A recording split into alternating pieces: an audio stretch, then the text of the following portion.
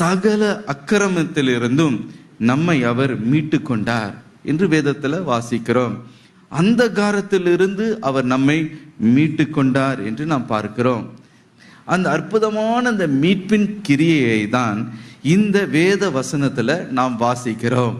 இங்கே நாம் பார்க்கிறோம், அவர் நம்மை சாபத்து நின்று நீங்களாக்கி நம்மை மீட்டு கொண்டாராம். இயேசு யார் என்றால் நம்மை மீட்டு கொள்ளுகிறவர். அவர் பல காரியங்களிலிருந்து நம்மை மீட்டு கொண்டார். அவர் பாவத்திலிருந்து நம்மை மீட்டு கொண்டாராம். நம்மை நோய்களிலிருந்து அவர் மீட்டு கொண்டார் என்று வேதத்தில் வாசிக்கிறோம். இந்த வறுமை என்னும் இந்த சாபத்தையும் அவர் முறித்திருக்கிறார். ஹல்லேலூயா. வேதம் சொல்லுகிறது, கிறிஸ்து நமக்காக சாபமாகி நியாய பிரமாணத்தின் சாபத்திற்கு நம்மை நீங்களாக்கி மீட்டு கொண்டார். ஹல்லேலூயா.